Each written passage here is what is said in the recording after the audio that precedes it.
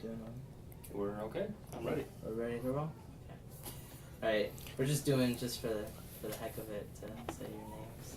The year you met Mom, if you remember what year you met her. Well, we're Peter and Janice Manto. And what year did we meet Martha? We met Martha,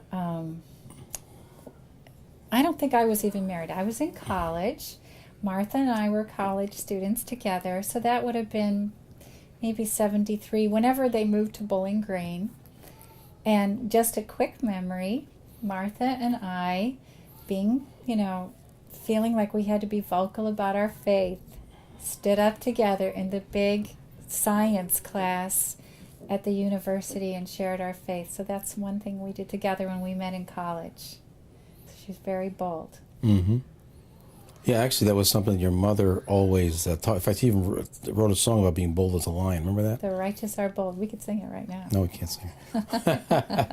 But she was, in those days, it was important to stand up for your faith. And your mother was one that was really good at it. So. Do you remember the first time you both met her, like your first impression, or like kind of immediate memory?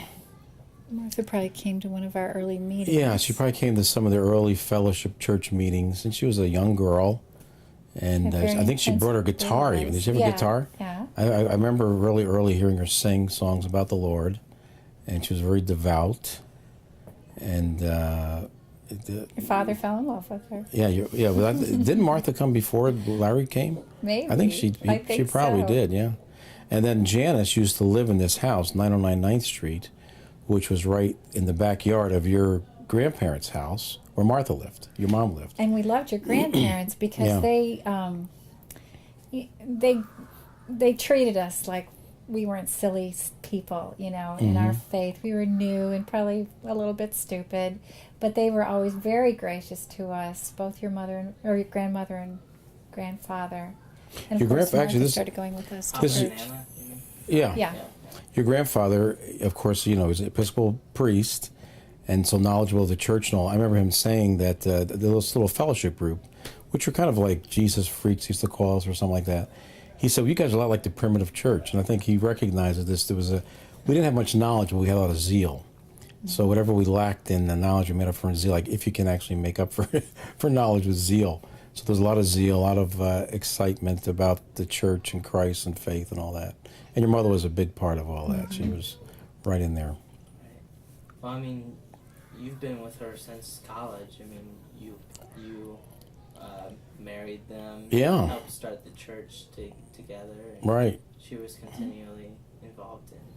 Yeah, we were very close to your mother right from the time we met her. And they were the first couple I ever married. They got married outside, I think, didn't they? Mm-hmm. Yeah. So it was a different thing for me. I was a little nervous. I remember your grandfather was a minister, and I didn't know much about what I was doing anyway, and so I did their wedding. So.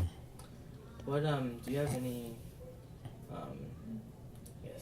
any memories that really stick out about her? Mm-hmm. Good. I think Janice has a lot. Yeah, right. I have so many memories. You're going to have to cut this off. Oh, yeah, that's true. But just overall, Martha had a very intense gaze. And if you answered a question for her, and she didn't understand it, that gaze would not, shift away like you look down at Martha. She'd keep those blue eyes on you until you came up with the answer that made sense to her. But always in a nice way.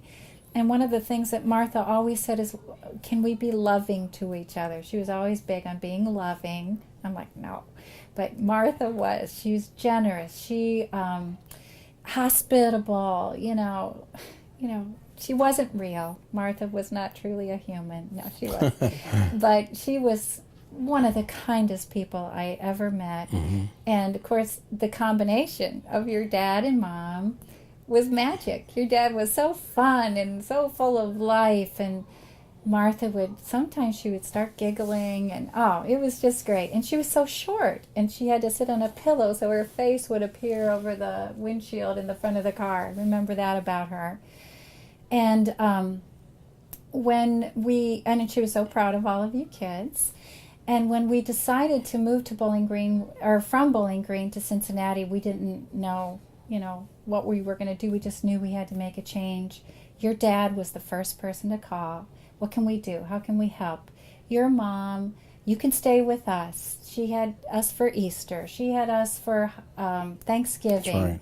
Martha was constantly taking care of us, inviting us. And I kind of had in the back of my mind, she'd be a nice person to take care of me when I get old, She's just that kind of person, just so nice. She took in your aunts, they would live with her, and Martha was amazing.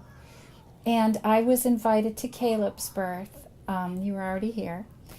And I remember Martha even waiting. We were out of town. I think she was kind of going to wait until we got back, and she did, but went immediately into labor.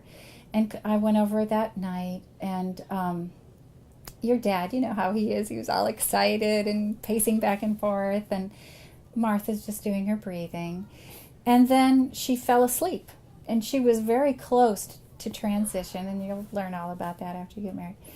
And I thought, was this normal to fall asleep? It was supposed to be the most painful time. But then she woke up and she said, call 911. But then she went on to have Caleb. And Caleb, this is for Caleb. Caleb, I don't think he cried right away. And we're like, ah! And the midwife said, call his name, Martha. And she began to call his name. And maybe she started singing. She might have planned a song to sing to him, she and your dad. And they began to sing. And Caleb, of course, turned pink. That's what you want your baby to do, to pink up. And that was a very significant memory, to be a part of that amazing experience with your mom. And then the last thing, and I'll probably be back, I'll say more things, but the last thing I want to say is her great courage when she found out she had cancer.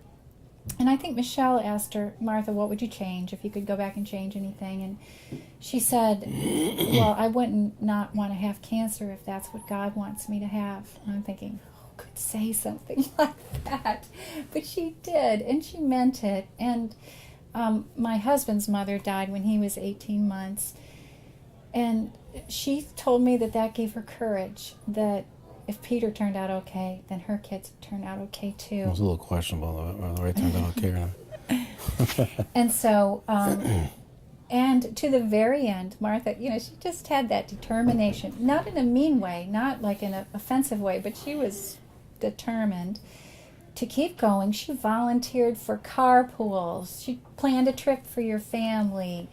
She just kept going until she couldn't go, where she couldn't get up. And so then toward the end, she couldn't really get out of bed too much, and she was very sick. But when we came over, she'd get up. She wanted to get prayer. And I was pretty amazed by that with Martha. And so Martha was a class act from the first day we met her until she went to be with the Lord. And I thought, of all people to be with the Lord, Martha's going to put in a good word for us. I think there's not a week that goes by I don't think of her.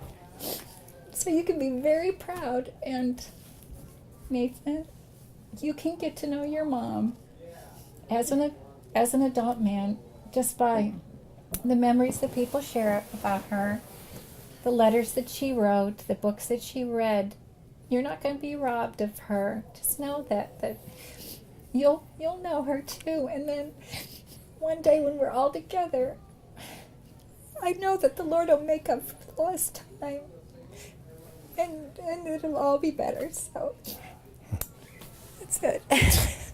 Now you got us on that track. But go ahead. What were you going to say about Martha? Well, were you going to go anywhere, Nathan? Any questions that you wanted to ask her? I didn't have a specific thought, but just your mother was an extremely kind person. I think a couple of times I said she's probably the kindest person I ever knew. She was. And she really liked you. She was loyal to the church. And I think your mother and father were quite a combination, because your dad is so gregarious and so generous, and loved to have a good time. So while she had this kind of a stabilizing effect for your dad. At the same time, they were really their hospitableness and their welcomingness was really unmatched. Like Janice said, really the church in Cincinnati would not be there without them. But it's really the truth. Yeah, I don't say that lightly, but they're the ones that really had a desire to do it and made it possible for us to get down there. And I think that your mom was certainly a big part of that. Really wanted to see that and believe in it and all. So she just was. She loved the Lord. She loved Christianity. She loved the church. She loved the faith. And that reminds me of another thing too. Carolyn was going. She was in college and she was going to spend 3 weeks in Italy, and that was a big deal. It was a big deal for us to send her, and we were gonna scrape it together and have her go for her, after her freshman year in college, and she was an art major. So Martha gets together with us at College Hill parking lot. I don't know why it was there. And Caleb was with her. She pulls out this money that she had saved because she and your dad had their money there, that they got to spend. Martha put hers away and put it in an envelope and gave it to Carolyn. And she said, "Have a really great time." That was Martha. And then Caleb, your brother, said, "Isn't that cute?" I remember that. He was a cute little boy, but Nathan, I just want you to know she is really proud of you now. She'd be proud of your fiance and your marriage, and she's with us. I mean, if anybody's putting in a good word for us to the Lord, it's your mom. Yeah, absolutely. And anytime you want to hear more about her, call us up. That's right. And we love you and all the people that are here tonight, but especially from the churches, from Sandy and Wayne and all of us. We love you for yourself, but we also love you because you're Martha's kids, Larry and Martha's kids. And we'll always be there for you. I just want you to know that.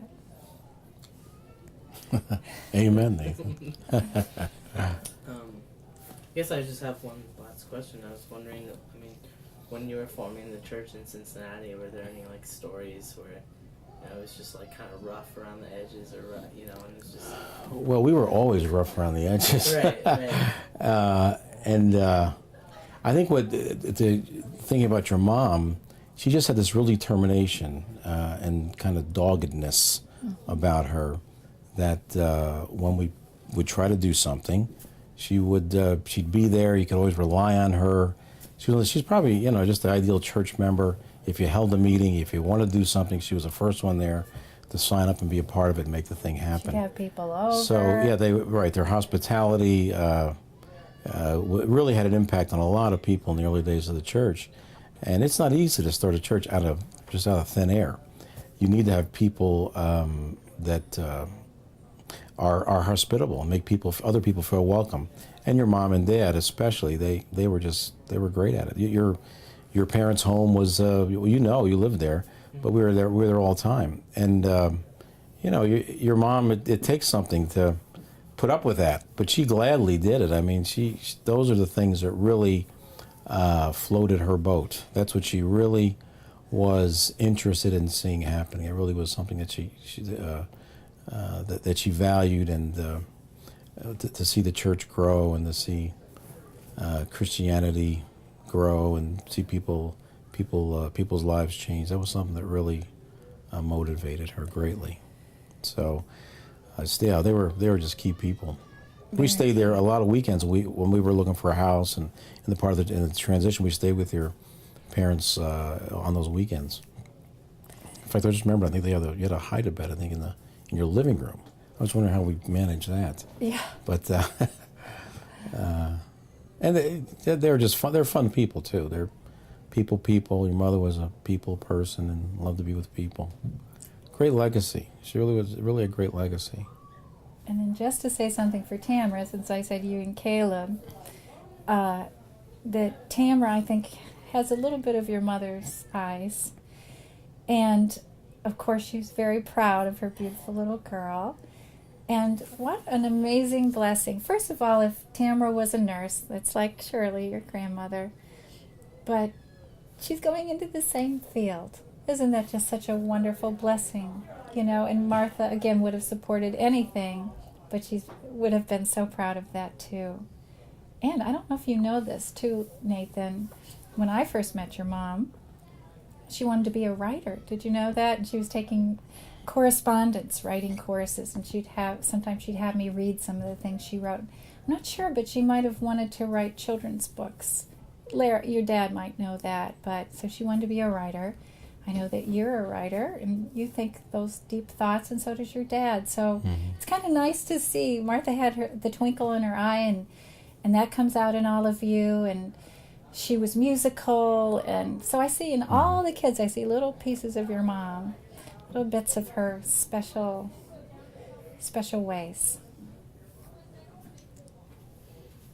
Thank you so much for sharing. Oh, you're welcome. You're welcome. Thank you for having us. Thanks for having us.